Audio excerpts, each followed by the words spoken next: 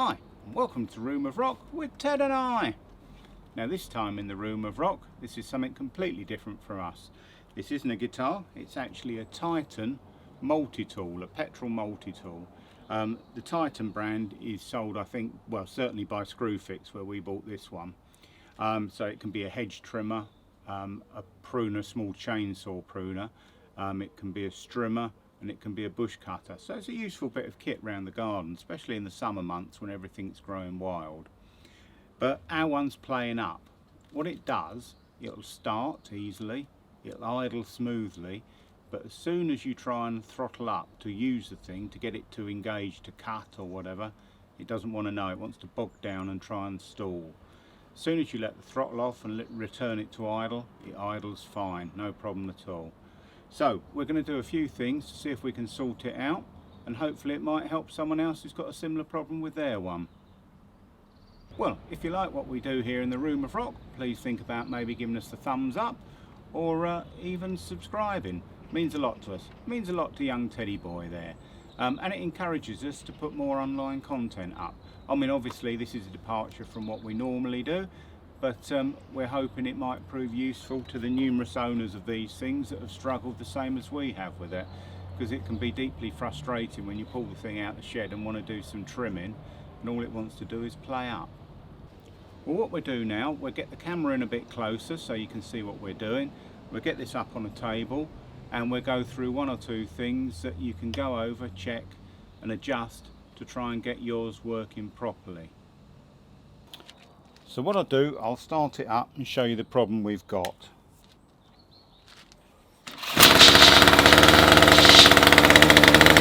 So as you can see, it's idling fine. Try and rev it up, and it wants to die.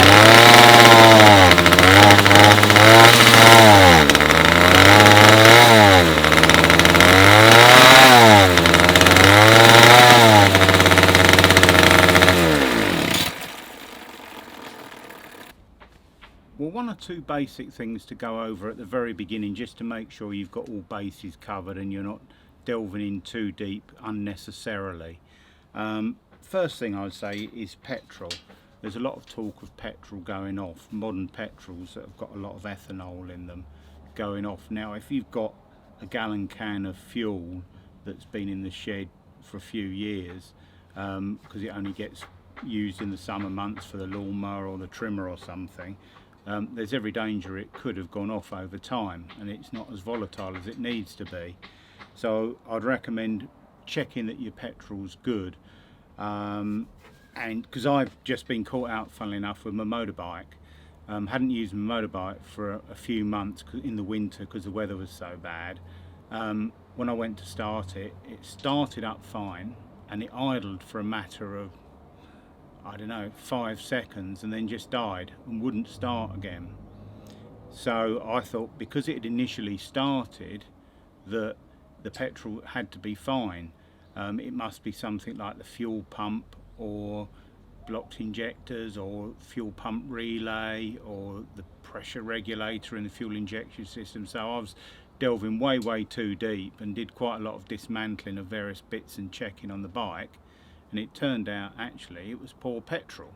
So when I drained it all out and put fresh quality petrol in it, started fine and idled fine. So don't overlook the fact that, you know, is your petrol good? Is it fairly new? The other thing is, obviously you want to have mixed it to the right ratio. These are 40:1, so 40 parts petrol, 1 part oil, and having something like one of these sort of proprietary mixing bottles makes that an awful lot easier. So step one, just check your petrol's good and it's mixed with a good quality 2-stroke, because the other thing that can happen is if you leave these over the winter with fuel in them, for example, you just turn it off and don't use it again, because the manual for them recommends that on the kind of last cut or whatever before you mothball it for the winter, you run it dry of petrol. So you empty the tank out, start it up and leave it to idle till it stalls.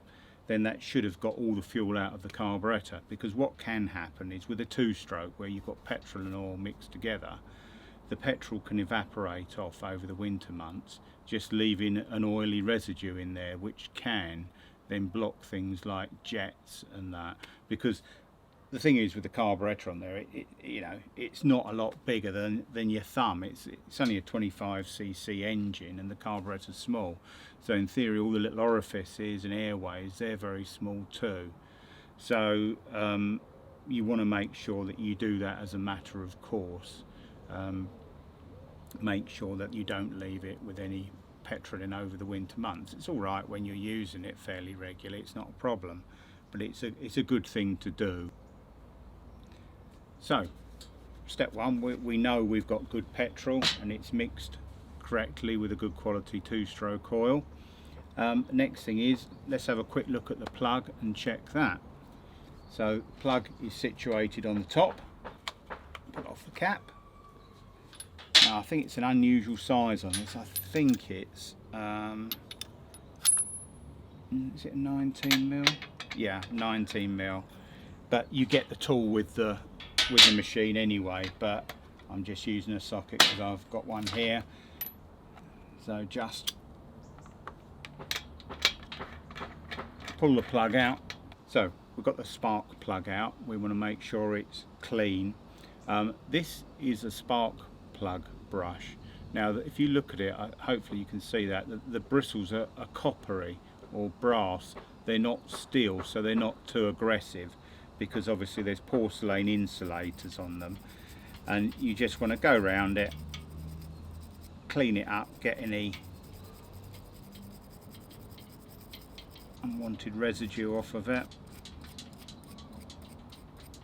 And what I do, I get a little piece of either emery or wet and dry paper. I fold it in half, just put it in the contacts like that, and just a couple of little rubs. That's all you need to do, because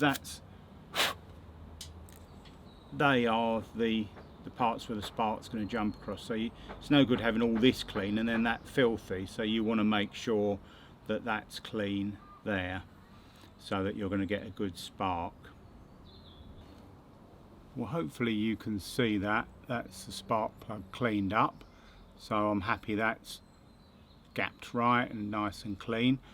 So I should pop that back in. So that's first easy check done.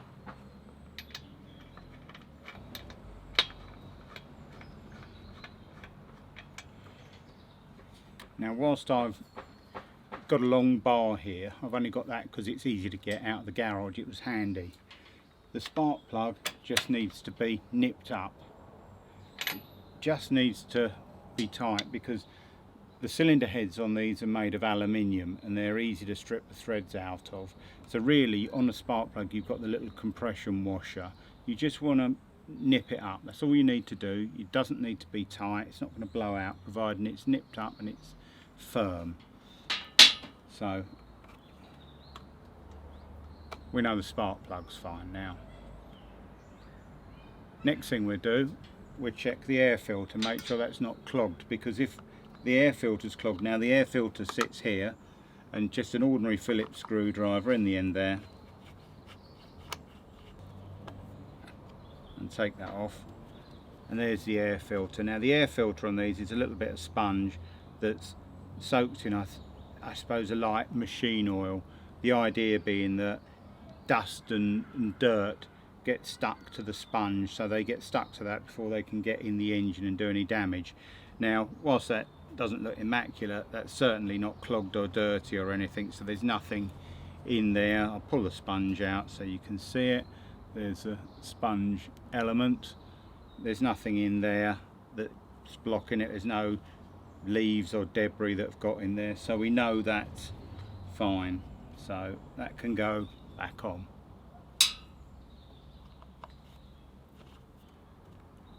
That's on. Another thing to check is there's a tiny little filter on the petrol tube in the petrol tank that just sits in there and stops any debris getting sucked up into the carburettor. So it's worth just checking that's okay. Now what I did to get that out to check was I made up, I don't know if you can see that, a little wire hook. You can use a bit of old coat hanger. To be honest, this is a little piece of metal that came with a disposable barbecue, like a wire set of legs to keep the barbecue off the ground. And me being me, I thought, oh, I can make something with that, or that's handy. So I cut a little bit off and made a hook so I can then hook the filter out of the tank, which I'll show you. So put the thing over, brought the camera in a little bit closer. So take out the petrol cap. Now the petrol cap's got a little triangular thing in here, plastic thing, which you'll see in a minute, which is designed just to stop you losing the petrol cap every time you take it off, so it can't drop off. So you just need to squeeze that in a bit to get it out of the tank. Take the cap off. You can also just inspect the cap, looks clean and sealing well, and there's no grunge in there. And then with the little wire hook,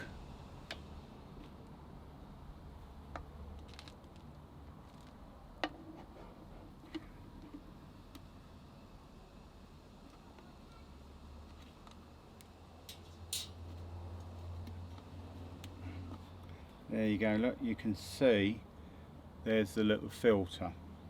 So just, you know, you can pull it off of the pipe, and you can, I'm not recommending this, but you can just blow it through to make sure it's clean. Don't swallow the petrol. And what I do is not always the most health and safety conscious way to do it. So I can tell from the fact there was no resistance there that the filter's good and clean, so it will be able to suck up fuel.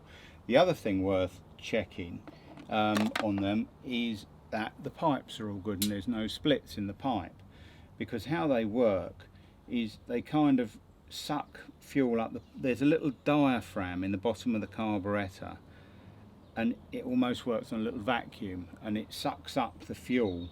So if you've got any tiny splits in any of the petrol pipe, if they've got nicked or if they just perished over time, then it'll let air in and it won't suck the fuel up efficiently.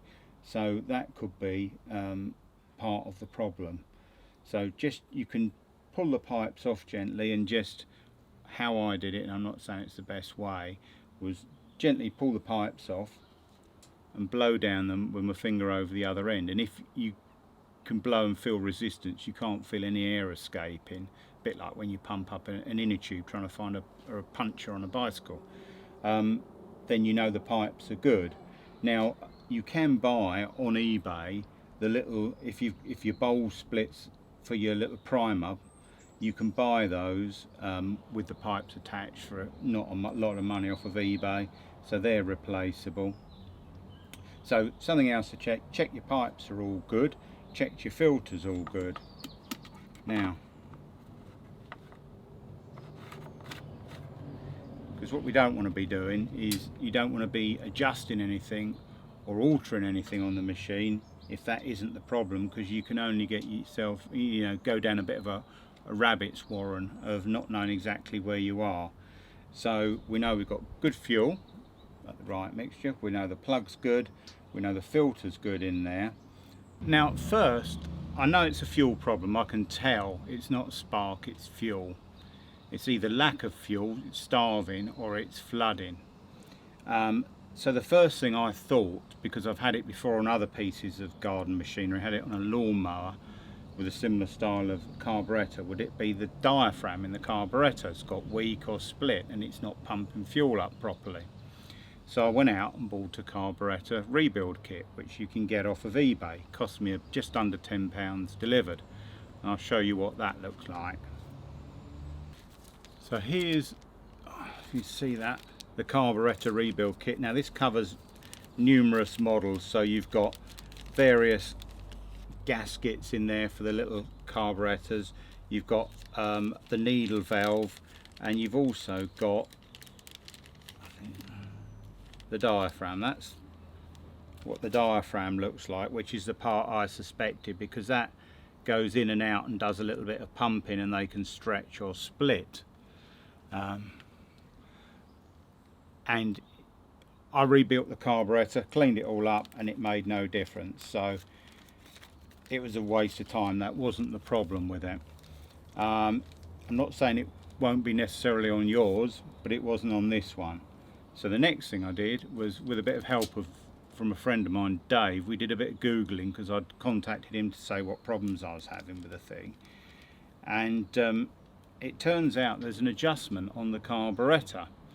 I'll swing the machine around and try and show you. It's a bit hard to see, because when I had the carburetor apart, it's got like a tamper-proof screw on it, so it doesn't look like it's actually an adjustment. It looks like it's just a little stud, part of the manufacture of the carburetor. But there is an air screw on there that you can adjust on these. And common opinion on the internet is you adjust it 1/4 of a turn anti-clockwise outwards, and that sorts the problem out, or it sorts it out on a lot of these machines. And apparently there's a service tool you can get. So I contacted Titan, and funnily enough, there's a helpline number actually on the machine here. So if you've got one of these, it's got the helpline number on there. Explained the problem. The chap on the phone said, yeah, we are aware that there's a problem with this. I'll send you out a service tool. He said, and he explained where the thing was, and that I needed to actually turn the screw 1/4 of a turn anti-clockwise. So once I'd heard this was a possible fix for them, I started thinking, I wonder what I can get or make to fit over this screw to adjust it, to save waiting for the service tool, because here I was wanting to get on and do some gardening, get some cutting done. So I'll show you what I made, and then I'll show you the actual service tool that came through the post. So here's what I made just to do the initial adjustment to see whether it would cure the problem. It's a little piece of copper tube. It's actually a piece of brake pipe, which I drilled out to 4.5 millimeters, and that's just enough to wiggle onto the screw gently and be able to turn it. Because obviously I was keen to get on and see whether it would do the trick and I could use the machine.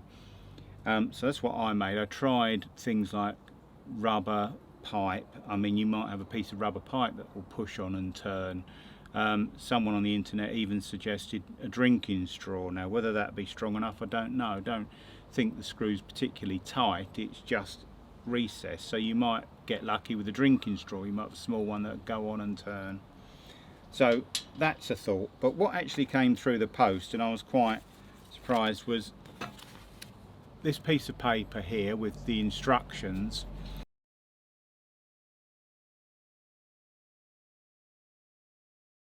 And I don't know whether you can see that, but it shows there's two types of tool. One with the V cut out like I've got, and one that's got like a little dot. So you need to know what kind of fitting your carburetor's got. So you need to look at that if you are going this route and getting the tool. Again, the helpline number's down there, and it gives you clear instructions on how to go about adjusting it. 1/4 of a turn anti-clockwise. And there's the little tool, and the tool's quite a neat thing. I thought it would be just a cheap plastic throwaway thing, but the shaft's metal on it, nice handle, and what it's got, which is quite good, is there's a little piece there that's higher, a little lug that's bigger than the others, which indicates where the notch is. So it gives you a place you can guide it on, and also when you do the 1/4 of a turn, you can actually see easily that you've moved it this set amount. Now I've brought the camera in close to the back of the machine, and if you look through these slits here, there's an adjuster screw, and the adjuster screw is there. I don't know if you can see that on the carburetor I'm pointing to. Hopefully you can. It's that screw there, and it's on this particular machine, it's like a circle with a little V cut out of it, and that's the one you need to adjust if you've got this problem. So what I'll do, I'll show you the tool going in there and me giving it a quarter of a turn and we'll see if it makes any difference.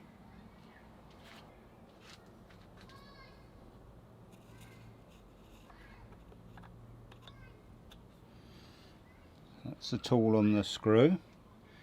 Quarter of a turn anti-clockwise.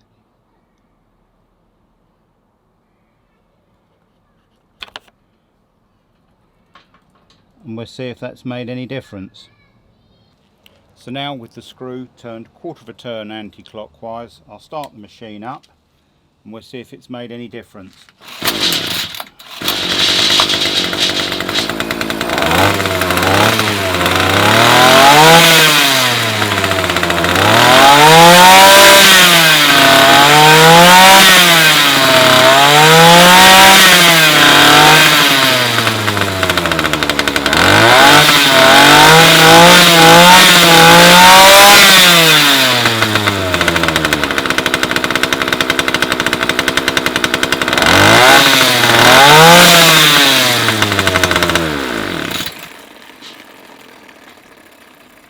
Well, as I think you can hear from that, it has. That seems to have cured the problem. And I know for a fact it has, because after I'd made the adjustment, I've actually used the tool and done some hedge trimming with it, and it has run fine since then. So if you've got one of these and you've got a similar problem, maybe contact the helpline and ask for a service tool. So what they will ask you for is the serial number of the machine when you phone them, and the serial number is on the air filter housing there, so it's easy enough to identify providing that sticker's still on the machine. One thing to point out is when you look at the serial number on the air filter, the first two digits give you the year of manufacture. So this serial number starts off with 18, so that means it was made in 2018 and it's 2 years old currently. I've got an older machine which is 13, so that's 2013, and that doesn't have an adjuster on the carburettor. There's no facility other than adjusting the idle of the machine. So if you've got an older machine, you might not have the screw. The other thing you might have is a tamper-proof cap covering the screw, so it's worth having a good look around with maybe a torch in there and seeing if there is a cap that you need to pry off to get to the screw. But when I spoke to the chap at Titan from the helpline, he said that all parts are available for them, so if this didn't work it would require a new carburettor which they sold, so that's a possibility, or if you've got one without the adjustment on it and it's playing up. The other thing is a video here on YouTube of a chap fitting a carburettor that he bought off of eBay, like a universal sort of small motor carburettor, which cured the same problem again on that, but obviously that'd be more of a last resort because it's more work to do. But it's just something to bear in mind. Well, I hope that little video proved useful to you and set you on the path to getting your own one sorted out if you're suffering with the same problem with one of these here Titan trimmers. And we'll see you again soon in the Room of Rock with Ted and I.